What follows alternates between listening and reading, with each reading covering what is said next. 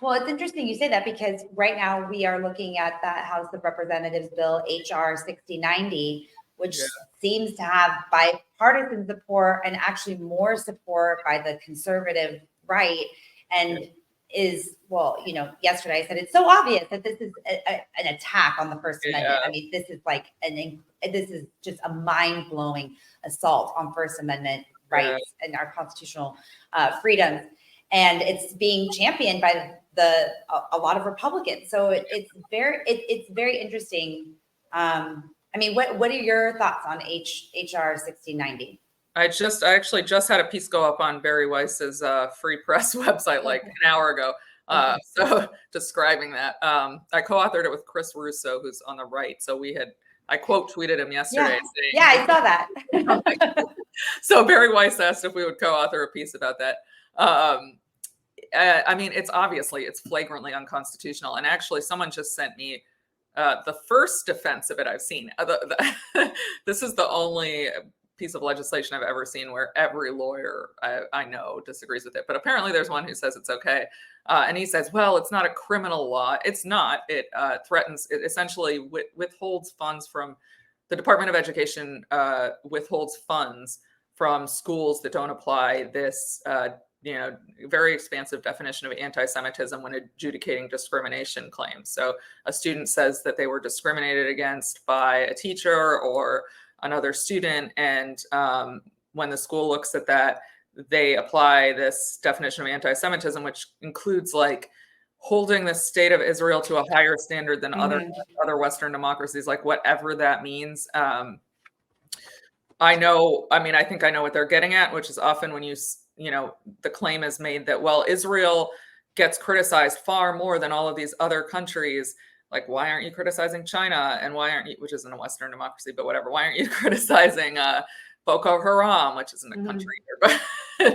And I mean, the reason is, well, because we fund Israel, we give them, they get the most military aid of any country, even though they're a first world country that gives everybody health care, unlike us. And we veto all the resolutions against them at the UN. So we basically are their enabler. So when they commit human rights violations, it's our obligation to call them out. I would hope that if we were funding the China's genocide against the Uyghurs, that people would be free, and America would be free to say, wait a second, I don't want my tax money going to that. And if we were vetoing resolutions against that in the UN, that our citizens would be able to say, hang on a sec, I don't think we should be vetoing these resolutions. So that's why Israel is often, singled out for criticism. But so the claim is made that's anti-Semitic. In my opinion, that claim is often made to shut down debate so that we can't have these conversations. And so I think this is very dangerous. And yes, it's not imposing criminal penalties. This particular one is not. But by withholding funds, if that's a recognized form of First Amendment violation, the Supreme Court has said that making funding contingent in the higher education context or other contexts upon restricting speech constitutes a First Amendment violation. Well, and not only that, we're talking about in schools, but also universities, and the Supreme Court has held that in universities is where free speech and debate should be the most robust and most protected. So great, it's not criminal, but it's still stifling and probably one of the most important critical areas of the public square. This Constitution, I mean, this is exactly where it needs to be happening. So it's disingenuous to say that, oh, it's not that big of a deal. And that's a really interesting analysis, because criminal versus at a certain point, sometimes even the financial penalty is more than, the impact on you is more than spending a couple days in jail. So that's really interesting. I'm dying that you and Chris co-authored something together, because I saw that. And her tweet, if you guys don't follow her, you guys should. She says, I don't really, you didn't say I didn't like him, but I don't really follow him. I don't really agree with him, but this is spot on, which is actually, it just goes to show, first of all, that there is some hope for humanity, because when you are being honest, you will find those people who are being honest about what's going on and what things truly mean.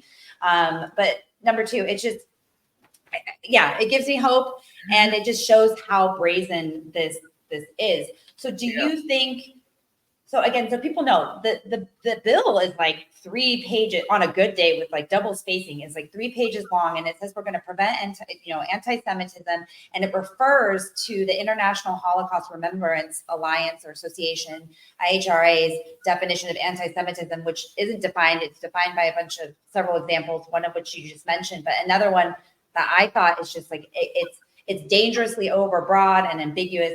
For example, demonizing Jews, especially, but not exclusively, including the myth about a world Jewish conspiracy of Jews controlling the media, economy, government, other social societal institutions, denying the Jewish people the right to self-determination, holding Jews collectively responsible for the actions of the state of Israel. And I'm not saying that we should say these things about Jews, but No, but it's, the point is to have a discussion. And so so do you just said you see a problem with HR 6090. Do you see, again, looking at the voting, it's only come out of the House, it's now headed over to the Senate. Do you think that the representatives understand the significance of this bill, or do they understand what the First Amendment means? Are they willfully blind? What do you think is going on here? I mean, the support is appalling. Yeah, that was my first instinct, and I think my read of it is that they're pandering to constituents. They're trying to make a play to show they take anti-Semitism seriously. Most of them probably know that this isn't going to survive a court challenge if it passes through the Senate and the president signs it, which I think it's probably not going to. I don't think the Senate's going to pass it, although it could. I don't know. That's why I wrote the piece, because I'm trying to do what I can.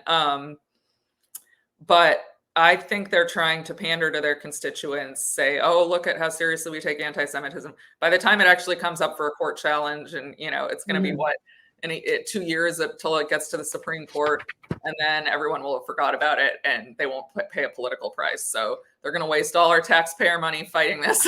Well, yes, but at the same time, it does, people who are supporting this and it does expose or reveal people's, okay, let's just cut to this point that we talked about yesterday.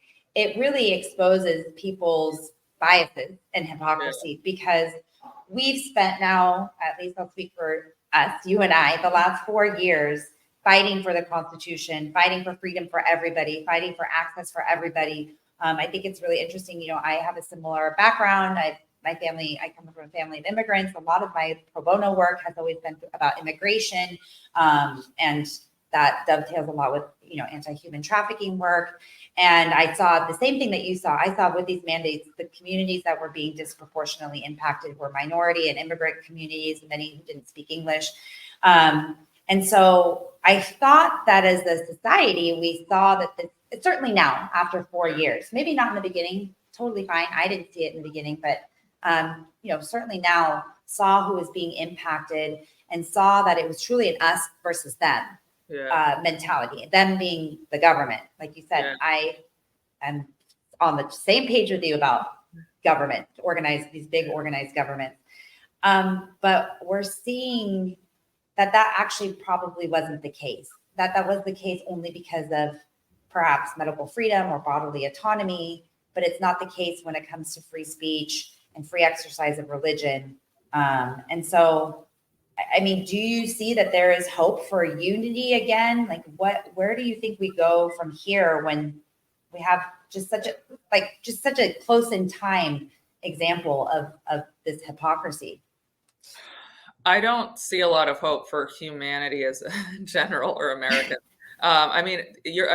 It's very shocking, the hypocrisy, to be honest. Like, people who claim to be championing free speech are now advocating for shutting it down because they don't like the speech. It's pro-Palestinian speech in their mind. And what they're saying is, they're making the same old excuses. Oh, it's pro-terrorism speech. It's anti-Semitic.